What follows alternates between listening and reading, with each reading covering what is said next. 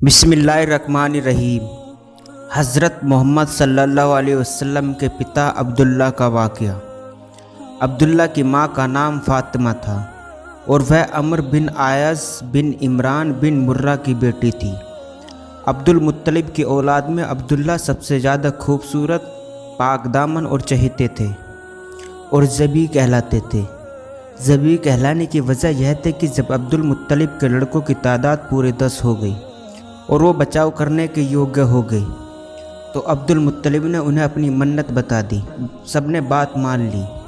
इसके बाद कहा जाता है कि अब्दुल मुत्तलिब ने उनके दरमियान कुरआ अंदाज़ी की तो कुरआ अब्दुल्ला के नाम निकला।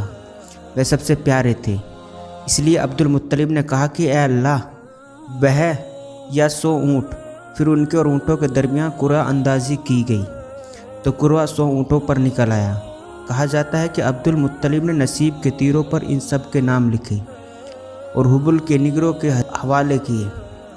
निगरा ने तीरों को गर्दिश देकर कुरआ निकाला तो अब्दुल्ला का नाम निकला।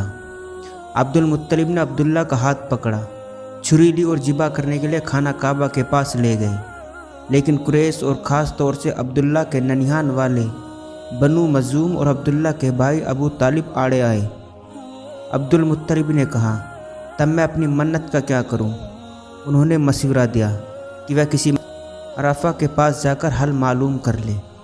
अब्दुल मुत्तलिब अरफा के पास गए।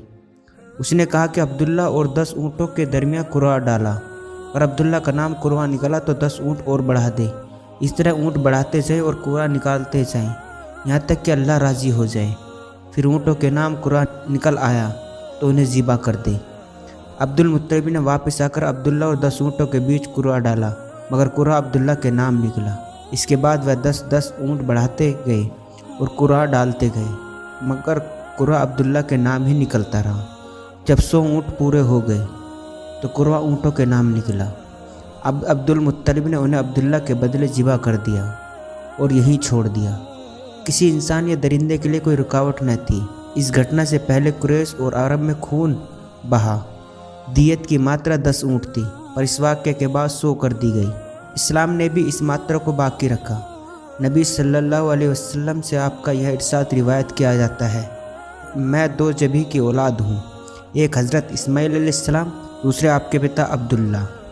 अब्दुल मुत्तलिब ने अपने बेटे अब्दुल्ला की शादी के लिए हज़रत आमना को चुना, जो वह बिन अब्द मुआफ़ बिन जोहरा बिन किलाब की बेटी थी और वंश और पद की दृष्टि से कुरैश की बड़ी औरत मानी जाती थी। उनके पिता वंश और श्रेष्ठता की दृष्टि से बनु जोहरा के सरदार थे। वह मक्का में ही विदा होकर हज़रत अब्दुल्ला के पास आई, मगर थोड़े दिनों बाद अब्दुल्ला को अब्दुल मुत्तलिब ने खजूर लाने के लिए मदीना भेजा और उनका वहीं इंतकाल हो गया। उस सीरत के आलिम कहते हैं कि वह व्यापार के लिए शाम देश गए हुए थे।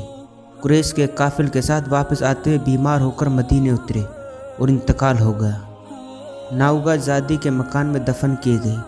उस वक्त उनकी उम्र 25 साल थी। अधिकांश सहाबियों के अनुसार अभी अल्लाह के रसूल सल्लल्लाहु अलैहि वसल्लम पैदा नहीं हुए थे। अलबत्ता कुछ सीरत लिखने वाले कहते हैं कि आपकी पैदाइश उनके इंतकाल से 2 महीने पहले हो चुकी थी। जब उनके इंतकाल की खबर मक्का पहुंची तो हज़रत आमिना को बहुत गम हुआ। अब्दुल्ला का छोड़ा हुआ कुल सामान 5 ऊँट, बकरियों का रेवड़, एक हबशी लड़की जिनका नाम बरकत था और उपनाम उम्मे ऐमन। यही उम्मे ऐमन है जिन्होंने अल्लाह के रसूल सल्लल्लाहु अलैहि वसल्लम को गोद में खिलाया था।